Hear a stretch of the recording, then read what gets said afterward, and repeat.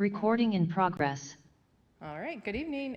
It is 5 o'clock. I will call the Parks, Recreation, Forestry Committee meeting to order. It is Thursday, September 25th at 5 p.m. We do have a quorum and the agenda was properly posted.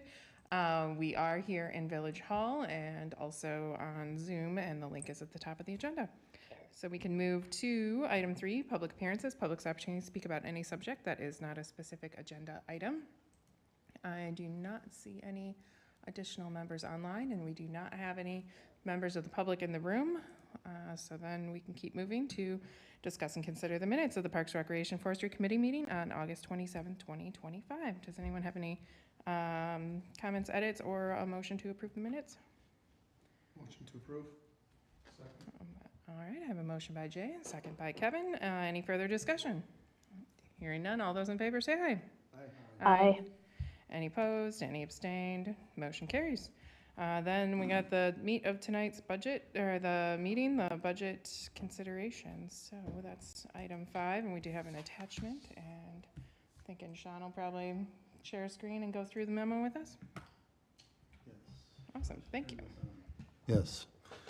Cameron's here also, so if we have any questions for him, we can go ahead and ask. But just want to run you through the budget quickly.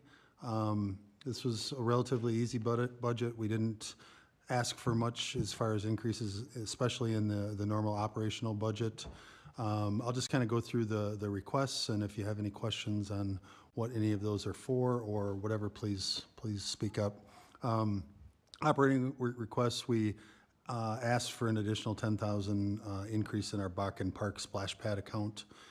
It's higher chemical costs, water costs, as well as we're starting to get into, we're in year 5 right now. We're starting to get into some preventative maintenance things that we need to start to look at, just not huge ticket items, but a little bit bigger, some filters and things like that that we can replace to prevent bigger catastrophes down the road. Correct, yes. We are open the entire month of September, which is something that we will kind of evaluate after we go through. We're doing the best we can to keep track of how many people are using it, to the best that we can, and just looking at the cost, because there is a cost, even on days where it's cool and there's nobody there. We're still running electricity, we're still pumping water through it, so there are still costs even when it's quote unquote not open or not being used. So yeah, we're going to look at that, and we'll kind of evaluate that as far as moving forward into 26. Capital fund stuff, Bach and Park playground removal. So as you know, the Miracle League is in the process of fundraising for a large playground at Bach and Park. So we need to remove the old one. After some discussion with village board members as well as community members, we thought we would really like to do our best to try and harvest that playground as much as possible. Reusing any of the, like, again, the swings, teeter-totter, things like that we can directly transfer to another location, saving that stuff, as well as just trying to harvest as much of the wood, quote-unquote wood, or recycled plastic that is the meat and potatoes of the playground, and just reuse that stuff. So in order to do that, we wanted to hire somebody to come in and do that. My staff we don't really have the time, especially in the spring when we're looking at doing this. We want to keep that playground open as long, right down to the last minute before we have to get rid of it so that they can start on the new one. So that it's just not a great time. I've asked for $35,000 to do that. I think it's going to be a little bit cheaper than that, but regardless, that'll get us covered. And the contractor will separate everything, put it into piles, and then we'll take it away and be able to, again, reuse it into picnic tables or whatever the case may be. But it is definitely a goal to reuse as much of that playground as possible. Some recurring things that we go through every year, engineered wood fiber. So we've asked for $10,000 a year to just keep our wood chips up to par, for lack of a better term. We keep adding to those. This year we added at Red Hawk, and then we're going to be digging out all of Strauss. So about every 7 years, you want to just take all of that that's in there and get rid of it because it does compact, and the farther down you get, the harder it becomes. It becomes dirt. So they recommend about every 7 years. We're probably definitely past that, but we're gonna put the rest of that money into redoing everything at Strauss Park, which is also a problem for whatever reason. There's things growing in there that we cannot get to stop from growing in there. ADA, which is something that we're continuously doing. We're asking again for $10,000 to address some ADA stuff within the parks. We've made huge strides with that. I also spoke with CIVMIC today about possibly, we did, if you remember correctly, we did an assessment back in 2017, 2018, some in that area. We're going to hopefully work with CIVMIC and get a kind of an updated version of that, just taking everything that we've already done and putting that more in the done pile, and then just looking at things that maybe we didn't catch the first time around, but just to kind of see where that's at. And for the most part, that there's no cost to that. CIVMIC's our insurance provider, so they're not going to charge us for that. If we have to get it too deep into it, we may have to look at paying a consultant to do that. Major projects for next year. We're asking for $115,000 to do architectural and engineering design for the community park shelter. I don't exactly, Heidi can maybe speak of this a little better. I don't know exactly how this popped back up into this soon of a time frame, but it did. It was originally pushed out to 2030, but then we wanted to take, I do know a part of it, we wanted to take this opportunity to possibly get this done sooner than later. We had CIVMIC, again, our insurance provider, come in and kind of do an assessment on the facility, as well as Strand, our engineering firm. We're sorting through some things from CIVMIC and our legal team as to whether that shelter should be open at all, or whether we should, maybe just not do shelter reservations there. I'm not in favor of not having it there at all, open at all, but we do need something there, so we would have to bring in porta potties of some sort, because obviously we have pickleball, we have baseball, we have just general park usage, and some sort of a restroom would be, is definitely beneficial there. So, excuse me, in order to, if this continues on the same path, in order to actually do the build in 27, we would need to do architectural and design in 2026. So that's what we're asking for right now. Heidi, did you want to add anything to that?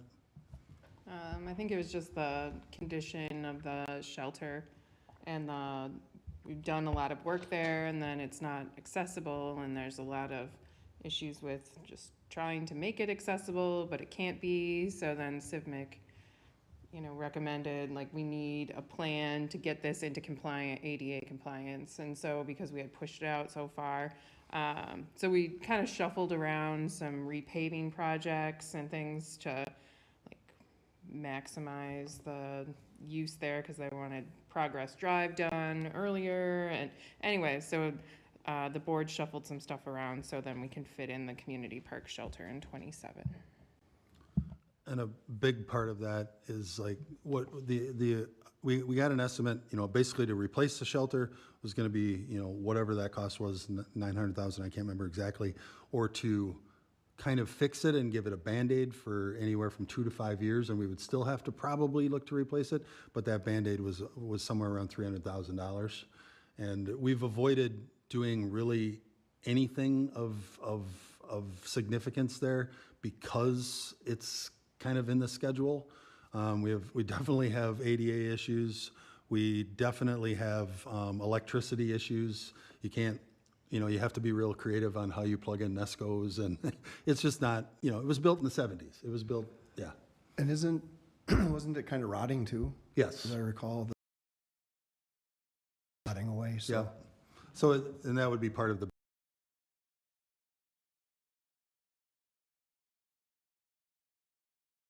We want to stick into it when we're going to tear it down anyways. That shelter cost that we have at the pickleball courts over at something similar to that would be perfect. I can't remember. Right, but the board did talk about that shelter too, and thought that would be a good idea. It has the two, units, and then the overhang with the picnic tables, and so yeah. Well, the one thing that I'm gonna ask, you guys and the board to consider, what we're tentatively looking at right now is a shelter that we would turn it so it would be north and south, and it would kind of be like, there'd be open air on both ends of the shelter, and then in the center of the shelter would be the bathroom facilities as well as storage and things like that. So you'd have an opportunity, we'd have an opportunity for 2 rentals at the same time if we wanted to go that route. But it would give folks a chance to, if they got kids playing on the playground, they can sit on the backside, they can see the playground, they can see the pickleball courts. If they've got kids playing baseball or just pickleball, they can sit on the front side and see that part of the world as well. So although I don't disagree with the size of the shelter at Bakken Park, the new shelter, we don't rent that one. That one only holds like 3 picnic tables. So what the current design is about 1,200 square feet, so it's about 600 on each end, which would give us at least 6 to 8 picnic tables. So we could rent that out, but I'm open to going whatever direction you want. We don't do a ton of rentals there. Part of that is the condition of the facility, I think. Everybody right now, everybody wants to rent Bakken, and that's busy every night or every Friday, Saturday, Sunday of the summer. So that might ease a little bit of the Bakken if we had a decent shelter there as well, because it's a great park. I mean, there's so many things to do in the park overall, so. One last thing on that. So then the committee would help work on the design of that in 2026 for the A&E. Correct, with the correct, committee. absolutely. So we'll be able to talk about that more Yep, as we for sure. go through the year. Sean, do you mind if I cut in here and No. hopefully everybody can hear me okay? The reality of the architecture and engineering services, we just got recent communication from legal. They feel that we may have a couple of years of still being able to rent it out at the current condition. So kind of when I've had this conversation with Sean a little bit, the more likely than not recommendation to the village board would be to at least temporarily cover the design and engineering with park development funds, and then should the board move forward, or when the board moves forward with the project, that would be something that could be considered for reimbursement. Part of the problem, when we have Strand or other engineers look at larger projects like this, there's only so much they can do prior to actually doing the engineering and testing and understanding really, what are the conditions that a contractor would come in. So I think the board was very interested in, as part of the scope of that task order, kind of getting an understanding what were the biggest cost drivers, as well as things that could potentially be due to mitigate those cost drivers. So that it's been kind of a lengthy, probably 2 or 3 year discussion now on this project. But just kind of where things are at from an overall budgetary perspective. I don't believe this is something that would make it into what's considered our 412 or our major capital borrowing. However, if the committee would choose to recommend to at least temporarily use park development funds, I think that is something that kind of starts moving that project forward and allows the board to have enough information to kind of, fully commit to a project, whether that be 2027, 2028, or 2029. But just kind of wanted to provide that little bit of a background. And if you guys choose to use park development funds to do that, and even if the board decides that we're not going to build this in 27, it's not like we've wasted that money. We'll turn around and use that same design and all of that same information that we have, and it'll just save that much. It'll probably be cheaper down the road to do it that way. So is that something that you guys are interested in, using park development funds to get that project rolling? Yes. I think it makes sense because now we have all the pickleball courts. We have a really nice playground. we have the ball field all fixed and whatnot, there's gonna be people that are gonna wanna use that park, and it makes sense making the shelter the size that we could rent it if that was an issue, so, yeah, 100%. Yep, I agree. Cameron, do we need like a motion to do that or to move that forward? No, so essentially what we would do is, when the budget review committee meets on the 13th, this memo will, based off of the general feedback, if this budget is approved tonight as is, I would recommend that the funding source changes from 412 to 205, and kind of demonstrate kind of what changed since the last update to the village board. But I'm getting that's what the general consensus is. And I think, Cameron, if you're okay with it too, as we get farther into the actual operating budget, you can talk a little bit more about park development, just so that everybody's aware where we're gonna end up being once we do Shady Grove and once Hayday's involved. Good? Everybody good with community park? Keep it moving. Vehicle replacement and equipment replacement. We've got a 2014 Jeep Cherokee that's it's got an oil leak. Trista was trapped in Verona. We had to have it towed back. So this has kind of been it's been on the docket for several years, but we've always sacrificed for something that needed to happen sooner than the Jeep, and now we're at a time where we need to do something different with that vehicle. Oh, I Go did ahead. have one question on the Jeep. If a hybrid is available, since we have an SUV now, like I think they do make some SUV hybrids. If it's available, maybe we could consider it. For sure. You can just ask if that's an option with our dealer. We government purchasing power stuff too, so I think, in some places. And we can, our first want would be, we would want a pickup, just with like a tonneau cover Riley's hauling around equipment all the time, and we're throwing it in the Jeep, which isn't the best spot for that to be. So be similar to a lot of the other, just a 1500 pickup truck with a tonneau cover, roll-up tonneau cover that allows us to haul some equipment, and then be like a club or a crew cab, so we could take staff places as needed. So, but definitely we'll look for a hybrid for sure. And then we get into, we got a 2020 zero turn that needs to be replaced. We got about 1,700 hours on that, so it's still in a great spot where there is actually some trade-in value or resale value on that. So that's 30,000. We're looking to replace that. We got 2013 Toro Workman.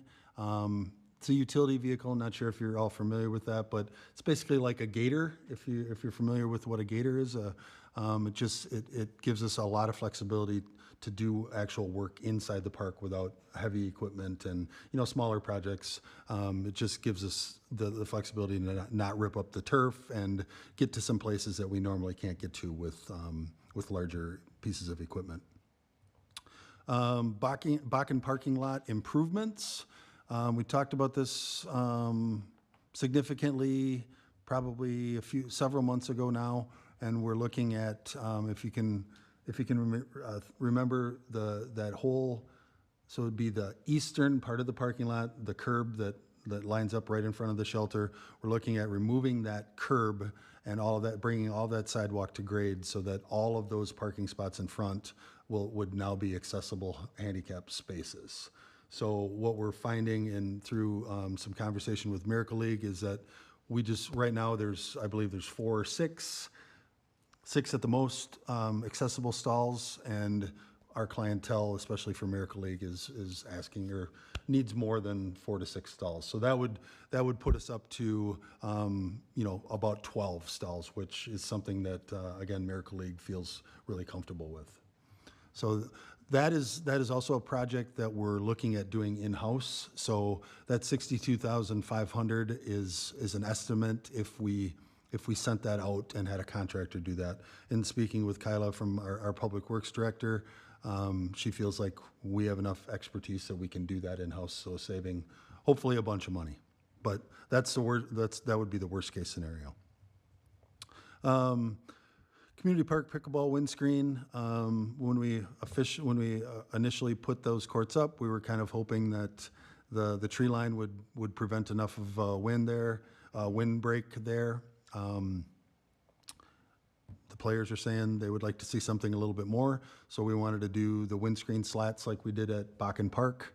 Again, it's a labor, it saves a ton of labor without having to put up the actual windscreen in the spring and take it down in the fall. This gets installed once and it's done, and it's the players at Bakken are pretty happy with the windbreak that provides. Then it also gives us a chance to put our big old logo on there somewhere as well, which looks really cool. Then there's just a kind of a summary of where this money is coming from. So you can see where that would possibly come from. Cameron, anything to add to what we've talked about so far? Just from an operating perspective, obviously, just so the committee is aware, the extended hours and dates for the splash pad, as you alluded to, there's a carrying cost to that. So I think just 3 years ago, that line was 15,000, bumped it up to 25,000, now at 35,000. It's just the cost of running that a little bit longer. Then, you had asked a little bit earlier, kind of where park development was sitting. So kind of, as of August, we have roughly about 135,000 that's restricted for kind of that larger Hamburg park that we've collected that it must be used for that project.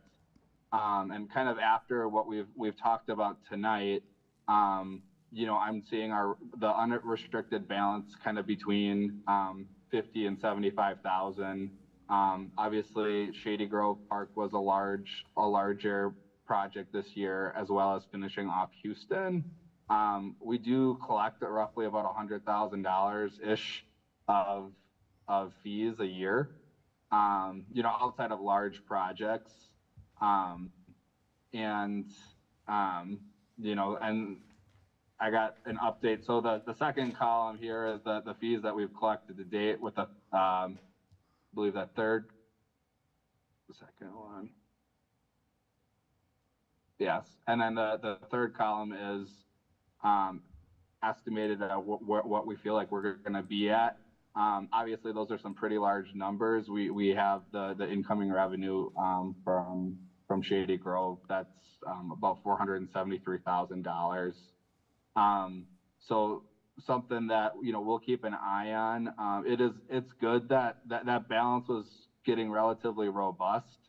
It's not really meant to be a savings account, rather Sean implementing and getting those dollars back into the community for those members who paid those fees to the village. So kind of back on track with that spending plan and well within reason. I feel strongly that we'll continue to have development that comes in to support doing modest projects like this.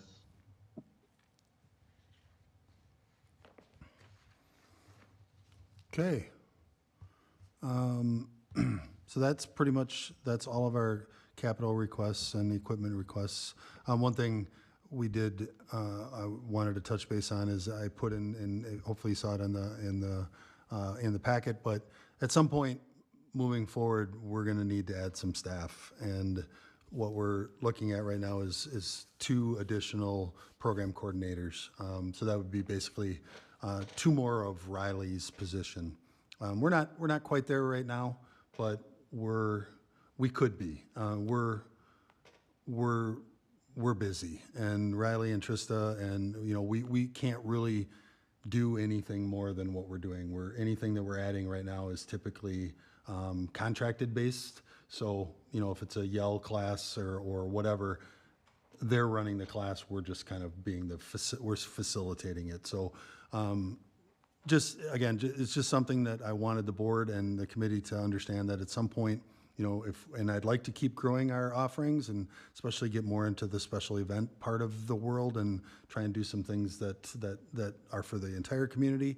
We can't do it right now. So somewhere down the road, we're going to need to look at that. Yeah, and Sean, I just want to add too as well. Some of the special event revenue. Sean and I talked about kind of the best way to administer what the revenue that we're collecting, and so there was an event this year that had pickleball related fees to it, and making sure that we're pulling those and putting those aside for future planned maintenance. So those special revenue or those special event fees aren't being used to cover ongoing operating costs for the village. They're meant to, obviously, the repairs and maintenance to the facilities and things that are being used, which was a big reason for the implementation of the special event fees.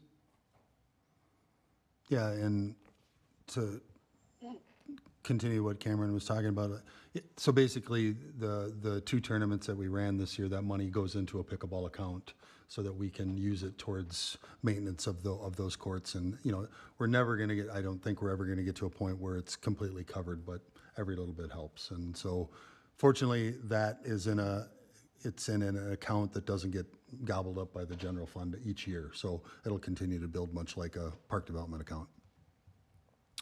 So then just into the operating budget, and as we touched on everything, or most everything. We just made adjustments based on information that we had moving forward. Overall, the biggest ask that we had was the Bakken Park splash pad, but we just continue. It's a battle. Anybody that has a revenue plus an expenditure account understands that it's all based on numbers, especially like our youth enrichment account and our adult enrichment account. I mean, if we spend more, it's because we make more, and so we're continuing to try and offer programs. But if the programs don't fill up and we can't cover those costs, then we don't run the program. So like you can see, we had a 50,000 adopted budget in 25 for our youth enrichment programs, and actual through the end of August we're at 58. Now a year ago that was completely different, and it's just cyclical, and we can't necessarily explain it, but right now we're having success in offering some of those youth enrichment programs, and as well as our adult enrichment. I mean, you can see our budget was 8,000, and as of 8/31 we're at 16,000. So, we've adjusted that, again, trying to be a little conservative with those numbers, because I don't want to go crazy big and then have them come down. But, we put it at 12, and we put it at actually 15 that we were going to spend on that. But then if you look down into wait a minute, that's the revenue, right? Yes. So that's what we're anticipating for revenue. But if you look at our adult enrichment, we're looking at spending $9,000. So, again, we're not going to get rich doing it, but hopefully we can continue to be as fiscally responsible as possible. Other than that, there weren't really any surprises or anything that made us go, we are seeing a little bit of we're kind of in a decline a little bit in our flag football right now. Our numbers are down just a little bit. Baseball numbers are down, so we're trying to adjust for that. And it's hard to say whether what will happen with baseball moving forward. It's just such a club-driven sport that people don't necessarily have time for rec. But again, no real surprises. I'd be happy if there's anything in any accounts that you particularly have any questions about. Be happy to answer those. Just jumping quickly into our parks and playgrounds. So again, we have just a handful of accounts that take care of everything out there. Our operating supplies and expenses, we did ask for a $3,000 increase there. That is all the money that we have to maintain all of the parkland that we currently have right now. So it's a very modest number in comparison to other communities and, you know, that are like size, but as of right now, we're getting it done. So we're comfortable with that. We're in a good spot with our turf services. We feel like we're making a difference. Kevin's done some extra work at Bakken for us to try and get that up and running, and we're feeling good about that.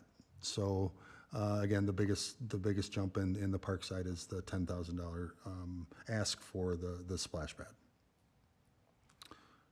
Questions? Questions, comments? I did have one about the operating supplies and expenses, since you mentioned that. And it is a modest number, but we do have a growing number of things to maintain. So I don't know if, like, is that enough going forward? Like, there's so much around, like the pickleball courts at Bakken and the tennis courts around Bakken, and, you know, the rain, you know, washes mulch away and things. Like, I just want to make sure that you have enough that we're able to maintain those things, and that is a very modest increase you have there. So if you need more resources to make sure you're getting that, you know, getting everything that you need, you know, that's one area, like, I want to make sure you have enough there, because we are, you know, we did grow our parks quite a bit. Yeah, right now we feel pretty comfortable with that number. Fortunately, we're on the front end of all of our new facilities. So we don't have, I mean, things like you're talking about with wood chips washing away, that's definitely something that we want to do, and that can be a part of our budget. No, I appreciate that. We're pretty comfortable right now. I mean, obviously, moving forward, if we're seeing glaring issues, we will address them at budget time. But right now, based on what I know, you know, I didn't want to throw a huge number out there and you know, just to have it. So feeling comfortable. We'll knock on wood. We'll look at it again next year. Thanks, John. All right, any other? Yeah. I could just quickly running through the forestry budget. As you can see, you know, with most other, we had about a $5,000 increase in the overall budget line, but I believe that is employee driven more than it is our professional services and things like that, because as you can see, we kept everything the same. We're $9,000 in our professional service and $11,800 in our operation supplies. This number will probably need to increase moving down the road as our trees become more mature. We have the capability of doing some of our removals, but we can't do all of them. So some of that stuff gets contracted out, and you know, it's easily $1,000 just to talk to them. Yeah. So again, our forest is aging, and so with that becomes a little bit more work. Speaking of aging forests, just a random thought. Back to the community park, the big oak tree that's there. We did a little research on that. We figured that's somewhere between 200 and 225 years old. So anything, just so you know, anything that happens at community park will not involve that tree. Remember when one of the residents wanted that removed? Oh, really? I don't. Yeah, you probably remember when that was planted. Yeah. So overall, Cameron, anything that I missed that you feel I should touch on? Not necessarily. I think, you know, you have a lot of kind of community partnerships, you know, I know Monona Grove Soccer, baseball, you know, they provide monetary donations that help kind of offset the cost of turf services for, you know, the use of those fields. So those are the big things that, like, should there ever be like sudden changes, you know, we're only going to be so lucky for so long. So there's certainly things that we are able to cover with those partnerships. So just making sure that, you know, maintaining those partnerships and always looking for opportunities to enhance or have new partnerships. Yeah, and the baseball, I'm not sure where that's going to go moving forward. Yeah, I can't speak out of turn. So the moral of the story is that the Fireman's baseball field is the way that it is because of the partnership we have with the district and varsity baseball. And soccer is becoming a great partner as well. Their numbers they're exploding, which is awesome for them. And so fortunately, we get a couple $1,000s a year, which, as Cameron mentioned, we just turn around and put that back into the turf. They used to just use that for a game facility, and now it's because they're looking for land everywhere, and we simply don't have enough. It's becoming used more and more. There's actually, the soccer group asked if I could, they want to light it. They want to light the fields, and they want to irrigate the fields. So what we're lighting and irrigation, about $450,000, and they are willing to be a partner in that project. We don't know to what extent at this point, but that could be coming down the road as well. Is North Lawn still used for any of the, do they rent that or use that for any of the soccer stuff? They do. Okay.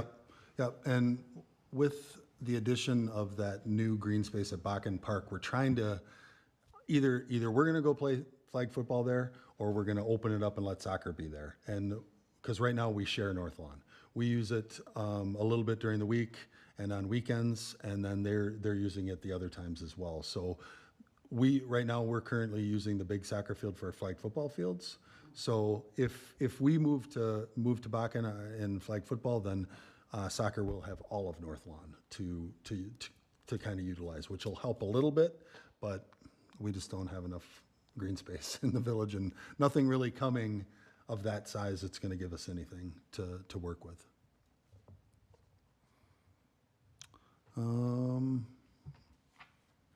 I think that's it. Okay, other questions for Sean?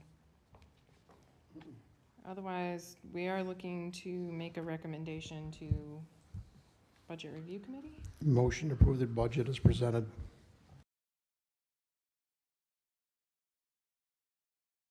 Any further discussion? Those in favor say aye. Aye. Aye. Any opposed? Any abstained? Motion carries. Great. That was pretty painless, so I appreciate that. Then we look to the Shady Grove update, and I think you did have the neighborhood meeting. Yes. that? Am I still on? Yes, good. We did a little community meeting on September 10th, I believe it was, maybe the 17th, 10th, somewhere in that vicinity, where when we originally master planned that park, we had done it with one playground. And when we did that back in 22 or 23, there was only a handful of residents living there. So I felt it was important that we revisit and possibly get some other options for a playground. So we had three companies there. The one that we originally master planned was Playworld. We invited Lee Rec out of Cambridge, and Compan, who is, they have a local rep that actually has kids in our district.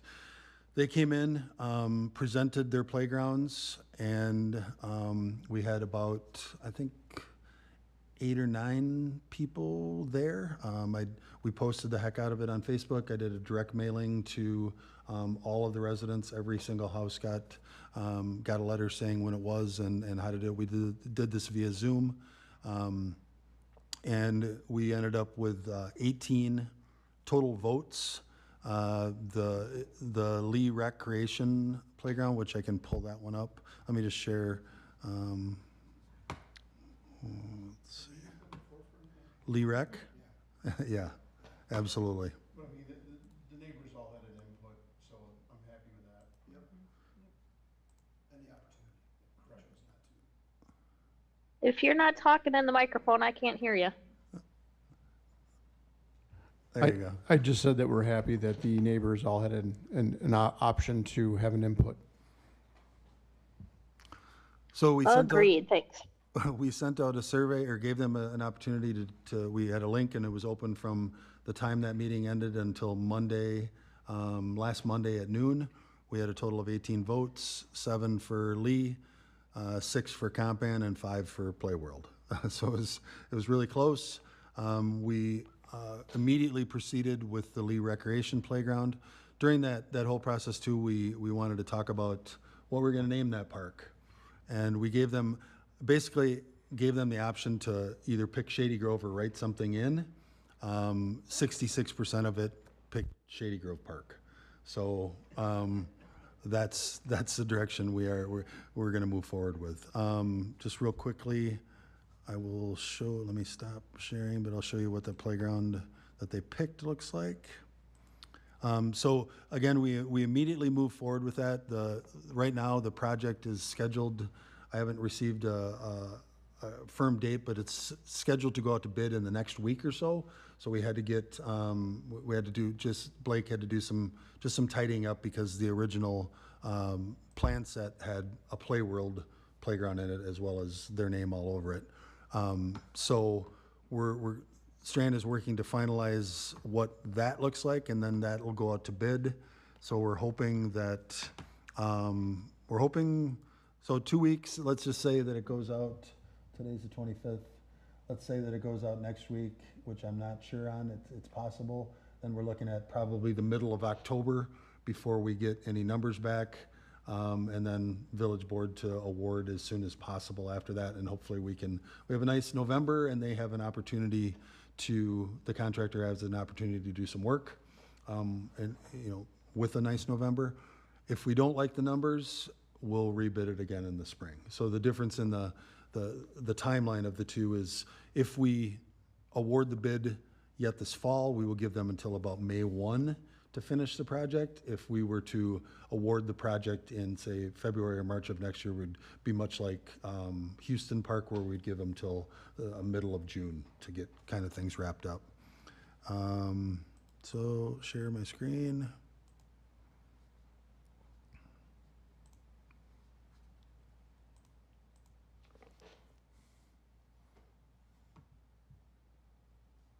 So that's the one that they picked. A little higher than the other two, a little taller, but ends up with a swing set as well, which was extremely important. But there's plenty to do on this one, and this area right here, if you can see my cursor, you can, is kind of their attempt at American Ninja Warrior. So you kind of run up there and then grab and get yourself up to the top. So that's the one that's picked. Part of the prerequisite to these additional playground companies was that it had to fit into the space that we had already engineered. So it'll fit right into that spot. We're going to go with a turf similar to Houston, most likely green. These colors that you're seeing are not. That's not the colors it's going to be. That's more. That looks like it should be on a beach somewhere. But we're going to do more earth tones and, just more earth tones. So we'll have that nice green turf sitting in the middle of that. That'll just look like the most incredible grass all summer long. So, and we don't have to mow it, yeah. So that's where we're at with Shady Grove, and I'll hopefully have an update for you. Definitely will have an update for you in October as to where we're at with the bidding process and what things are looking like. Awesome. Thanks, Sean, and thanks for holding that neighborhood meeting. Any questions on Shady Grove Park? All right. Keep rolling and keep Sean talking for his director's report. Yeah. Tristan and Josh attended the NRPA conference last week in Orlando. Some great sessions and networking. Just a side note, Trista was elected as chair-elect for the Leadership Development Network for NRPA. So it's a pretty cool thing. Trista's really getting herself out there, and she's got a lot of friends from all over the country. So hopefully she continues to want to stay in southern Wisconsin. But it is a national position, so it's a 3-year commitment. She'll be chair-elect, chair, and then a past chair. So it's really cool, and I'm really proud of her and the fact that she's getting herself out there. And yeah. So that was a great experience for them. Touch a Truck, we had great weather. We were counting a little bit, and we came up with about 500 people is what we thought there over 2 hours. The quiet hour was well attended and much appreciated. And And Trista got her annual ladder truck ride to the very top, so she loves that stuff. She went on some crazy thing that shot in Orlando that was like this bungee thing, shot her like 400, nope. Youth enrichment programming, good numbers with our new cooking classes. We have adult, and we have a kids and cooking for all ages, so that's going well. Puzzle exchanges have been a huge hit. Last month we had about 40 people from Lake Mills, Janesville, McFarland, Sun Prairie. The next one is October 15th. There are hundreds of puzzles in there. So if you're looking for something to do and looking for a puzzle, please come out and check it out. We added a Puzzle Palooza. So it's a speed competition event for November 15th, and we're hoping to get a good turnout for the Puzzle Palooza. Met with a potential instructor regarding some music classes.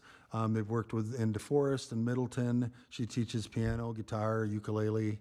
We're hoping to offer that in 2026. Again, one of those things that doesn't hurt us, because if it doesn't run, we're not paying for anything. Travel showcase with Colette Travel will be held on October 16th at our office. We currently have 6 people who've signed up to travel to Iceland in March. So we're looking forward to offering future trips. Again, one of those great opportunities for us to not really have to do anything, and we make a little bit of money. I think we make like $100 or something on each booking. So yeah, I'd love to go to Iceland. Hiring for our fall and winter programming, website's updated. On the park side of things, we did some work at the Houston Ball Diamond. We had some problems with washouts due to a water flow issue coming out of Hydrite, which they addressed, and now we were able to address some field issues, backstop fencing. Community park ball field restoration is complete. I don't know if anybody's had a chance to look at that. It looks amazing. We got rid of the grass infield and made that more of a multi-purpose field, so it can be used for softball, it can be used for baseball, it can be used for whatever. And obviously we'll have different base lengths and different pitching lengths. So, and it's, plus the most important thing is it's just much easier for us to maintain than a grass infield. It's really, really difficult and time consuming. Guys are painting flag football fields at North Lawn, working on that. We're also working on making the open air shelter at Fireman's Park, the old timer shelter, a little bit less unsightly. So we're going to paint that up and make that look as good as we can. As I mentioned before, we're tracking usage at the splash pad for the month of September to figure out what that's costing us and if it's worth being open. And I also mentioned that we've been adding wood chips to parks, and we'll be digging out Strauss and starting new there. So pretty busy time, but we're plugging away. Lots of good stuff going on. Any questions for Sean? All right, otherwise we have future agenda items. I guess the Shady Grove Park update is kind of the main thing we have going. We won't know until the budget gets approved whether we can start working on that design for a community park, so that'll be a little bit off. Anything else you have for us? I'm sure we'll have, when is the workshop? The workshop is the 27th, I believe, Oh, so that'll be after our next meeting. Yep. Yep. But if there are, I'll put that in there. If there is anything to report that's changed on the budget that you just saw, I'll let you know about that. Sure. Otherwise, we're scheduled the 4th Thursday of October on the 23rd. And I will hopefully have, last I heard, in regards to the Miracle League, the playground, they were at about 25% of where they needed to be. We got to get to that, at least that 50% in order to pay the next amount that is due at the end of December. So they're working hard at it, and I know it's typical with all capital campaigns like this, is it seems like there are several or a few big fish donors out there, but they're waiting. They want to wait until they know that this is something that's really going to happen. And then I think, much like the Miracle League field itself, it went from nothing to done in a short amount of time once you get those big donors on board. So I'll put an update, I'll reach out and get an update on that for the next meeting as well. Okay, sounds good. Anybody else have anything for future agenda? All right, otherwise we'll look for one last motion this evening. Make a motion to adjourn. Second. Motion second to adjourn, non-debatable. All those in favor say aye. Aye. Aye. Thanks so much, everybody, for your time tonight. Enjoy this beautiful weather.